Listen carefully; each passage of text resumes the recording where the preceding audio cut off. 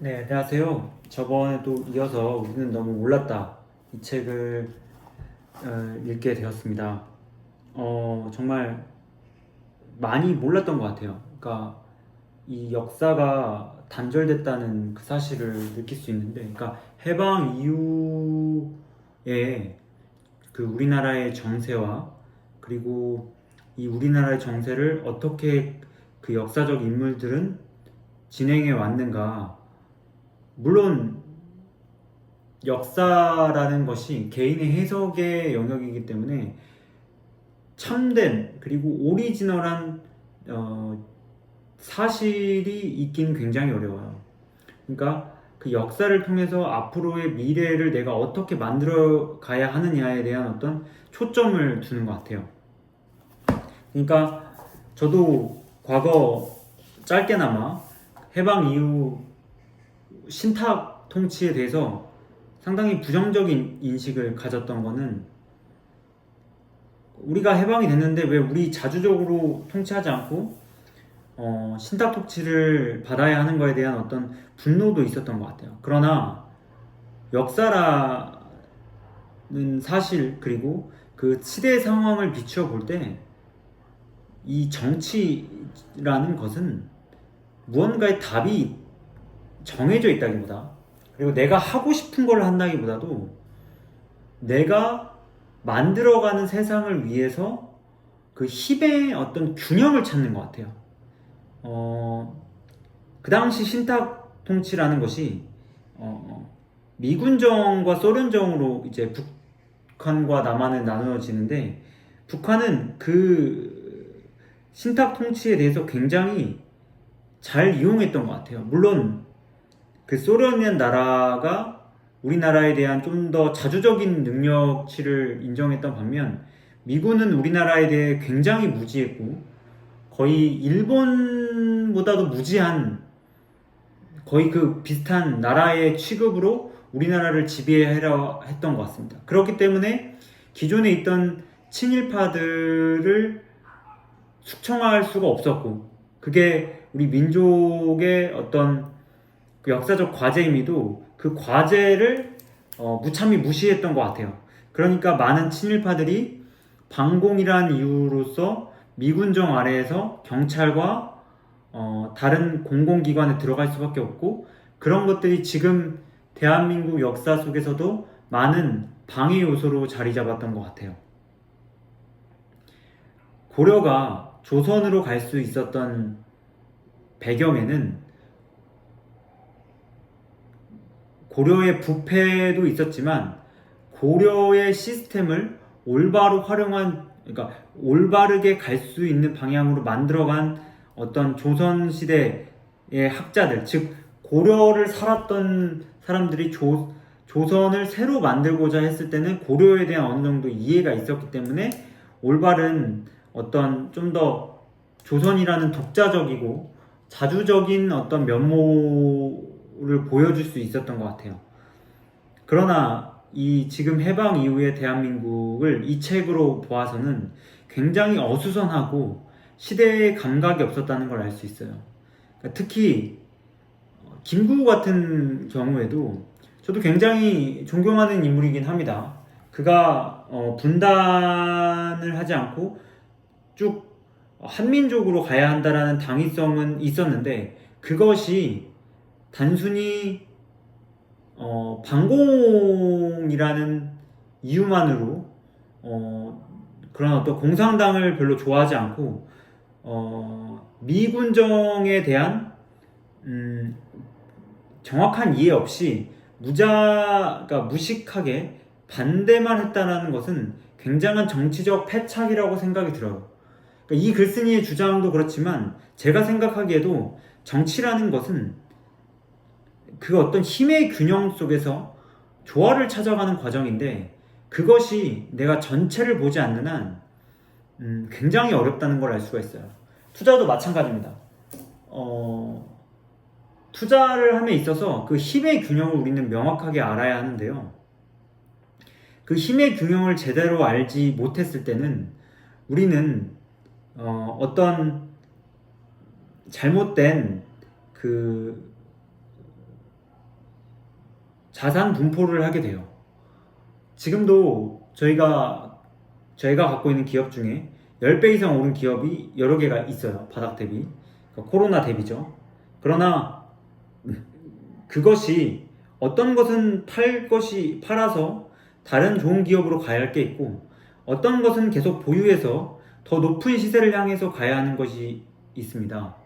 그런데 그거를 구분하지 못하고 단순히 10배만 올랐다는 이유로, 그리고 단순히 10배 이상 올라갈 것 같다는 이유만으로, 그러니까 오로지 가격에만 꽂혀서 그것을 운용한다는 것은 굉장히 운용 능력에 의해서 미숙함을 알 수가 있어요. 정치도 그런 측면에서 내가 어떤 힘의 균형에서 상식적인 부분을 찾아가야 되는지는 대단히 어려운 과제라고 생각해요. 물론 내가 하려는 의지가 미군정이 지속될 것 같은라는 믿음에 반탁을 했겠지만, 그것을 이용해서 이 나라는 결국 자주적으로 갈 수밖에 없기 때문에, 그런 어떤 역사적인 맥락 안에서 이해를 했다면 여운형과 김구가 좀 더 힘을 합칠 수 있었거든요. 우리가 암살이라는 영화를 보더라도 거기에 이경영 씨가 친일파를 연기하고 그 부인은 독립운동을 하거든요. 부부가 생각을 달리 한단 말이에요. 그 영화에서 보여주는 그 비단 장면은 해방 전국도 마찬가지인 것 같아요.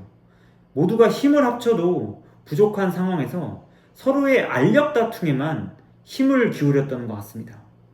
그러니까 주인이 없는 이 한반도를 어떻게 하면 내가 다스릴까에 대한 개인적인 사욕이 무엇보다 앞섰던 것 같아요. 그렇기 때문에 북한에서도 단지 인민이라고 하는, 그 당시 북한 국민들을 위한 정책으로 지주를 과감히 배제하고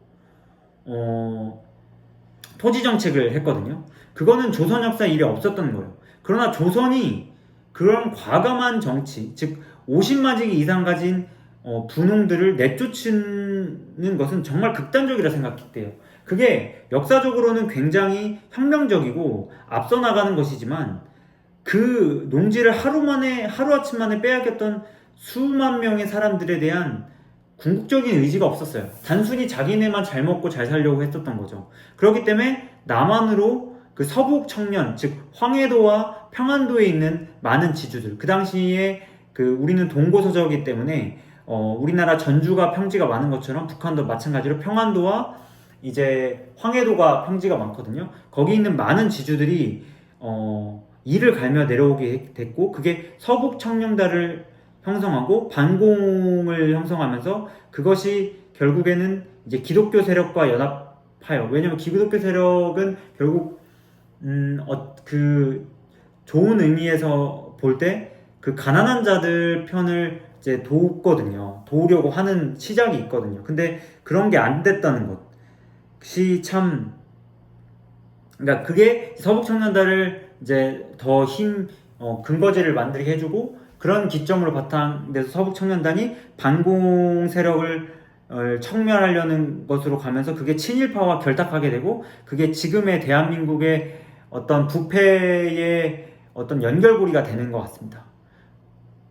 그러니까 그 당시에 김일성도 어떤 정치적인 영향력을 가지고 북한에만 다스리려는 욕망, 그리고 이승만이 대한민국에 왔을 때 여기에서 말하는 여순 민주항쟁과 제수 4.3 사건을 미루어 볼 때 자기의 권력을 위해서 무자비하게 국민들을 학살했던 사건들은 용서받지 못한 행동이고, 저도 그러한 권력과 그러한 자리에 있을 때 이런 역사적인 사건들을 교훈 삼아서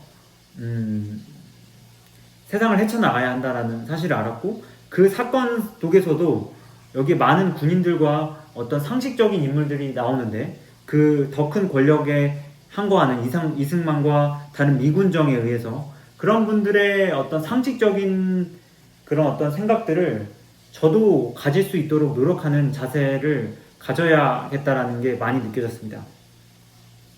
뿐만 아니라 어떤 역사적인 하나의 제수 4.3 사건과 여순 민주항쟁이 단편의 어떤 트리거 역할이 되는 것이 아니라 그 전에 많은 어떤 시그널이 있었고 그 시그널들의 규합된 결과라는 거죠.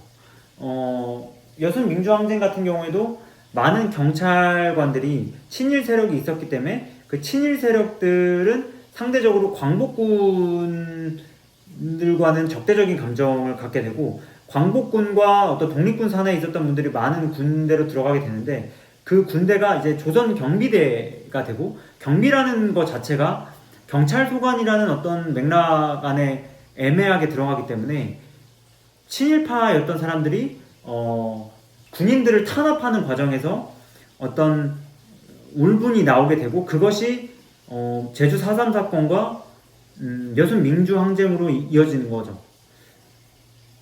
그리고 그 제주도와 여수의 어떤 역사적인 수탈 과정을 봤을 때 러시아가 볼셰비키 혁명을 일으키고 귀족을 척결하고 결국엔 공산주의를 이뤄가는 혁명 속에서 제주와 여수도 그런 형태의 어떤 수탈 과정에서 민중이 자주를 찾으려는 노력들을 이 책에서 여실히 볼 수 있었습니다. 그래서 이 많은 어떤 내용들이 제가 다 정리는 되진 않지만 이 내용들을 한번 여러 번 읽어볼 생각이에요. 읽어서 나의 것으로 만들고 그 역사적인 맥락을 스스로 정리해서 설명할 수 있고 그 설명되는 과정이 나의 삶에서 적용되어 더 힘이 나타났을 때 그게 역사의 진정한 힘이 되는 것 같습니다. 여기서 정말 눈물 없이 읽을 수 없는 그 시가 있어요. 이게 이제 여순 민주항쟁으로 구례에 살던 꽃다운 19살 소녀가 아무 이유도 모른 채 자기 오빠가 총살당하면 집 안에 대가 끊기기 때문에 대신 총살당하기 위해서 끌려가면서 남긴 애달픈 노래라고 해요. 그래서 잘 있거라 산동아 너를 두고 나는 간다. 19 꽃봉오리 피어보지 못한 채로 꽈막이 우는 고래 병든 다리 절며 단비머리 풀어엎고 원한에 넋이되어 노고단 골짜기에 이름 없이 쓰러졌네. 살기 좋은 산동마을 인심도 좋아. 산수유 꽃잎마다 서른종을 맺어놓고 까마귀 우는 고래 나느냐 간다. 너만은 영원토록 울어다오. 참 이런 비극이 더 이상 나타나지 않아야 되는 것 같아요. 어떤 이념이죠. 이 이념 속에서 권력에 의해서 희생당하는 어떤 이런 19살 소녀 위에 지금 대한민국이 역사가 진행되고 있거든요.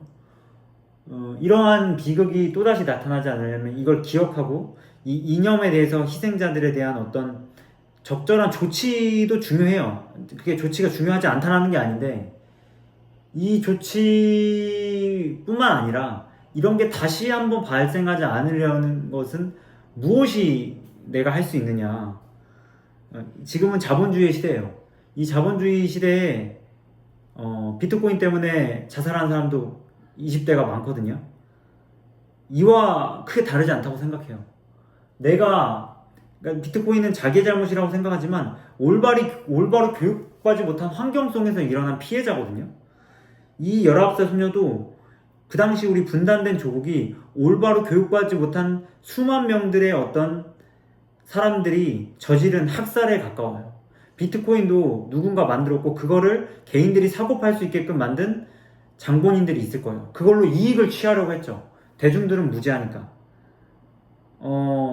그런 역사적 사명감 속에서 이런 어떤 이념에 의해서 무참히 쓸려나가지 않게 저는 열심히 공부해야겠고 우리 민중들도 왜 이제 곧 민주주의니까 우리 대한민국도 민주주의를 선포를 했고 이 당시도 여순 민주항쟁 또 민주주의였어요. 민주주의를 시작을 했으니까 그렇게 주인이 되려고 하는 나의 끝없는 노력이 없다면 이 희생은 내가 될 수도 있고 주변이 될 수 있다는 사실을 절실히 알아야 할 것 같습니다.